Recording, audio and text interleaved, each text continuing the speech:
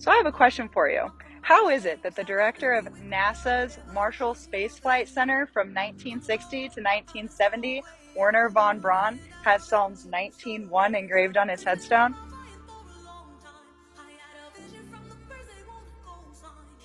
Hold on. Don't scroll. What I'm going to share with you today may change your perspective on outer space. But if you're not an open-minded person, keep scrolling.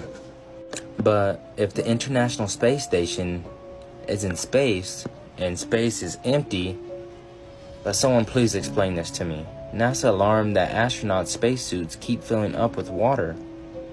Like, a European Space Agency astronaut was wrapping up a hour-long spacewalk outside the International Space Station when he noticed a water leak in his helmet. Starting to think that these guys are filming in a pool with a green screen or a blue screen. Like, here's another one just to put in perspective.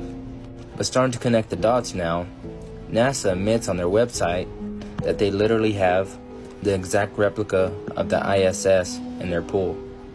But here's another picture. The average bullet travels at 1,700 miles an hour. The ISS travels 10 times faster at 17,500 miles an hour. Like, how do we get on and off that thing? And already I can tell what you guys are thinking. Why does this even matter? I still have to get up tomorrow and pay my rent and pay my bills. Like, who cares? Why does this matter? But what if you didn't? What if we weren't giving so much money to NASA? $24 billion a year. But think about it, guys. We're going through space at 500,000 miles an hour. Do you really think the International Space Station is just tagging along with all the other satellites? Like, but what if I told you guys outer space is not up, it's out? Let's see what this Freemason encyclopedia, the 33 degree, says about atheism. One who does not believe in the existence of God. Such a state of mind can only arise from the ignorance of stupidity, or a corruption of principle, since the whole universe is filled with moral and physical proofs of a creator. There's a saying, symbolism will be their downfall. Well, this is a depiction of the earth, and every ancient cosmology of our time has depicted the same thing. I got a question for all believers. Have you ever seen a ball-shaped footstool? I mean, seriously. The Shamayim heavens are my throne, and the Eretz, earth, is my footstool. But I have seen flat and round footstools.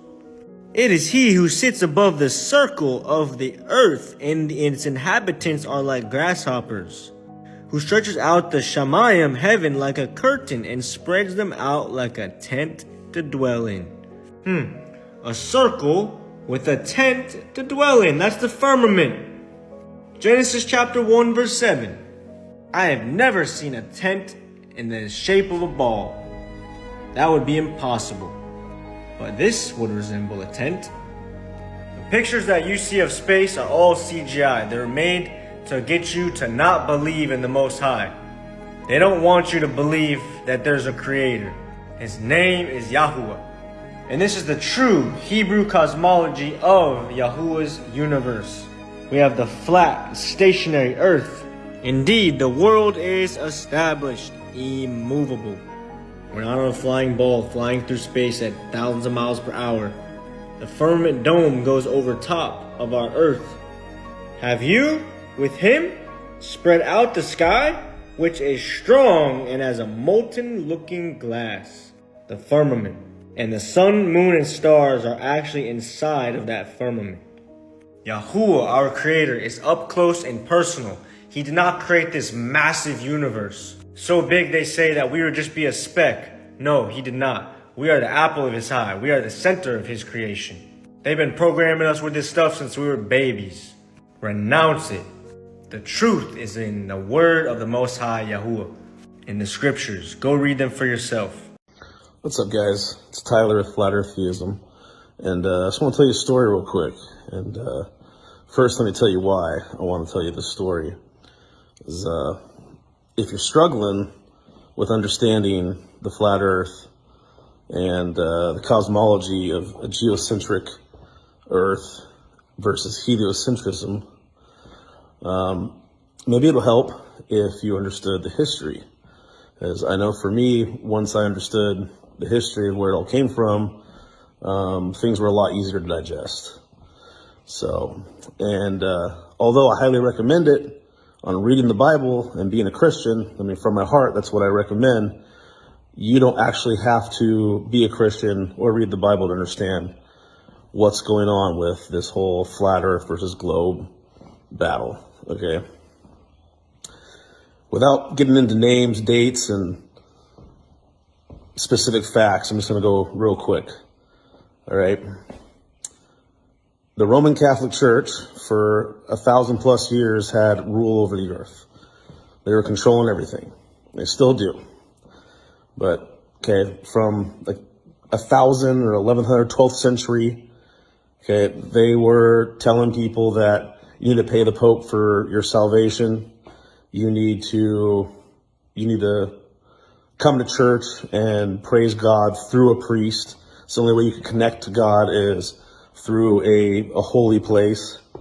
Okay, essentially it was a power structure that relied on man. Okay, it was so bad, in fact, that they wouldn't allow people to even have Bibles. This is called the Dark Ages. They were killing people who read the Bible, and they were killing people who were translating the Bibles in English and trying to distribute it, because if people understood what the Bible actually said, they would understand they don't need a church. They don't need a man-made power structure to live their lives. They don't need to worship God through men. Okay? So, and this is why, like, forget like Pythagoras, that he's an occultist. He was into like Kabbalistic teachings and stuff. He tried to prove all his theories with math and stuff. It's like a magician. It's like magic. Okay, Aristophanes, same thing. If he actually proved the earth was a globe, they would have been talking about it a lot sooner than the 1500s. In the 1500s is when this all took place, this battle of the globe versus helio, and when the globe really took hold. Okay, it was called the Reformation. And in the 1500s, a guy named Martin Luther pretty much kicked off Reformation. It's essentially just a bunch of people that said, hey, we need to have the Bible in our own hands. We need to have our own understanding of God without the power structure of the church, because they don't need that. Once they learned what the Bible actually said, they knew that they didn't need a power structure. Okay, this threatened the church, right? Because the words of the Bible killed the need for a church. You didn't need that, right? So once the printing press was invented, okay, they couldn't kill people who had the Bible anymore. The Bible spread too quick, i.e. the truth spread too quick. So they had to figure out a way to discredit the Bible, to discredit the truth. So what they did, they invented a dynamic called learning against learning. This is where the Jesuits came in, okay? And they adapted some heliocentric principles in order to take away the truth of the Bible. As they knew if you would believe in the very basics of these Kabbalistic, demonic, magical mathematician beliefs that were revolving around the sun and that were flying through space and stuff, then they knew that the Bible was discredited. They knew that they had a way for you to not be a believer in the true word anymore. So they adapted the heliocentric model. Okay, they started putting that into place rather than a geocentric, flat, stationary, enclosed system like the Bible said, because they knew, again, once again, they knew that if they could get people not to believe the Bible, then they could get people to not believe their senses, the truth, the very nature of our foundation of what God created for us. and they knew that they could continue with their power structure. Okay, it's really all that simple. So again, I encourage you to read the Bible and look into it, but you don't have to understand where the heliocentric model came from. It came from the 1500s, from the Jesuits, the Roman Catholic Church trying to keep their power. Okay, and once you understand that, once you understand the history, it'll help alleviate some of your thought processes and the Globers attacking your learning process of a flat, enclosed, stationary, motionless plane, which is what all of our senses allude to and what is said in the Word of God. So, yeah, there you go. Much love, guys. I'll talk to you soon.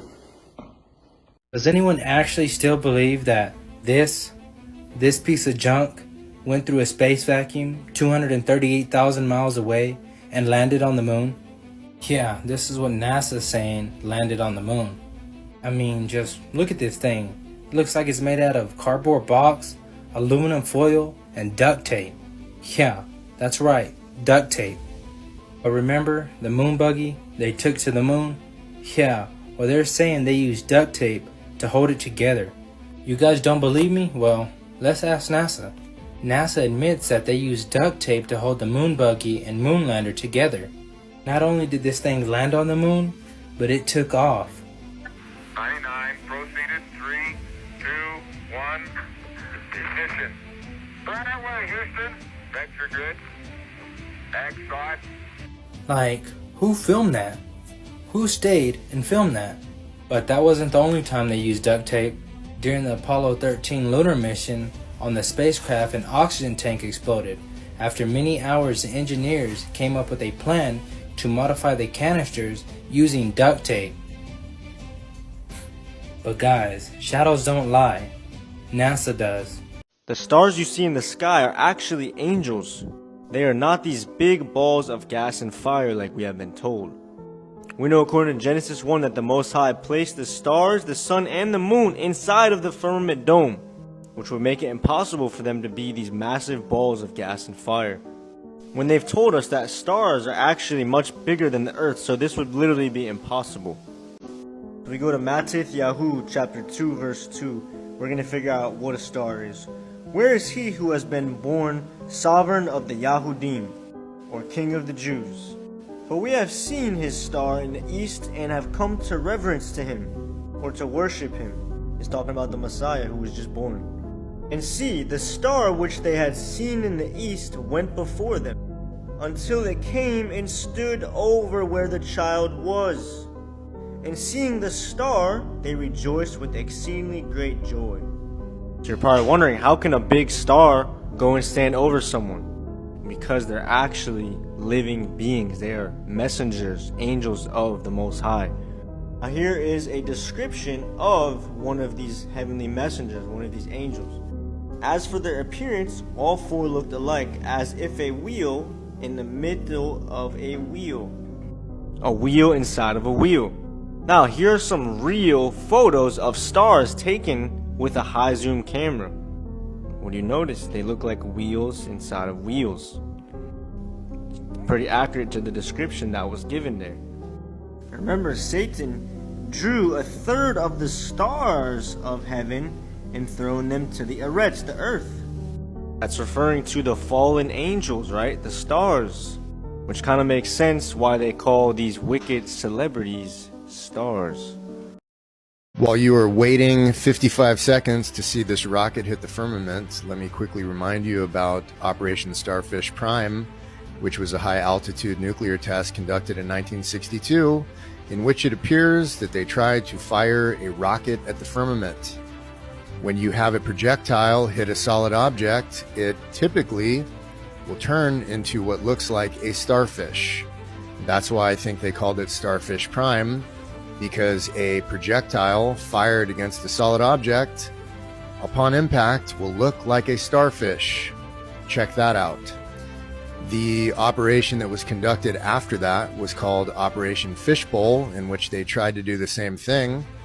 And I believe there is a firmament up there, and so did the founder of NASA, or the chief Nazi scientist who worked for NASA, who was also buddies with Walt Disney, who helped to create the illusion of space through cartoons that has dazzled the minds of the sheeple for so many years. Looks like a starfish because there's a solid object up there, and there's also other things up there too. Keep going down the rabbit hole.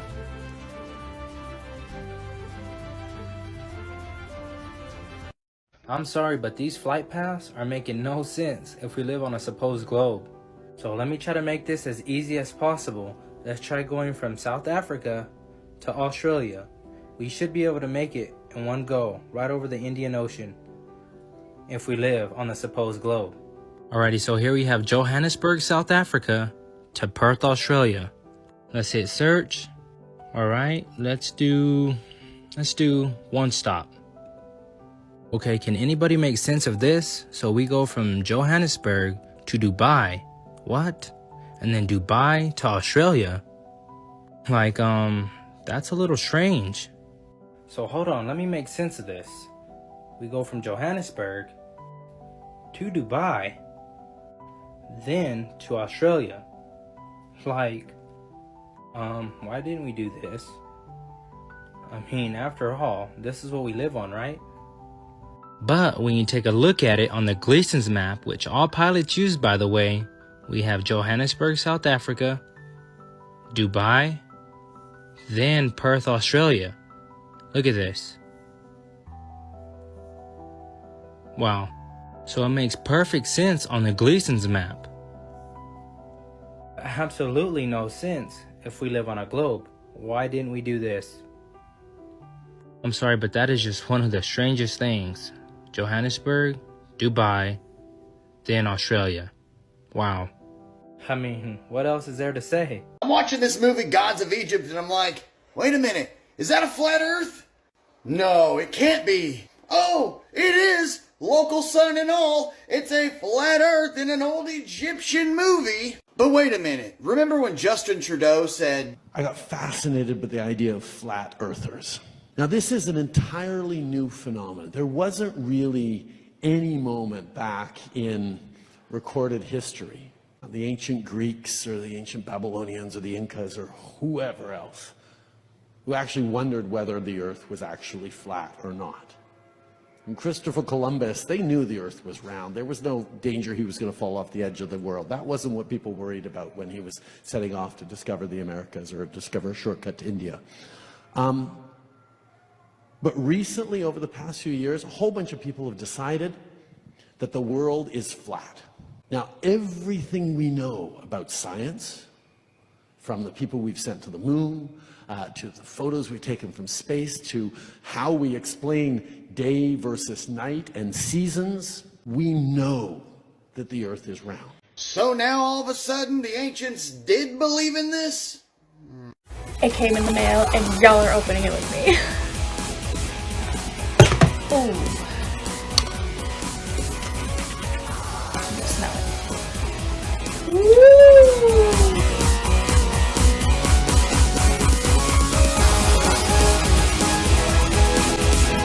Here we go. The Flat Earth map dates back over 1,000 years. This map is credited to being created by a Persian astronomer. His name was Al-Biruni and he lived between 973 AD to 1048 AD.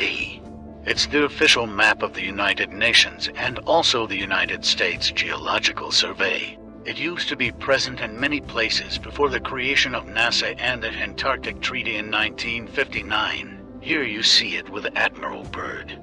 This map has been restored by Dmitry from Russia with suggestions of mine, Idialenkar. Known by my YouTube channel Flat Earth Banjo, I asked Dmitry to include the Bermuda Triangle and Point Nemo, a place deep in the Pacific where NASA buries rockets.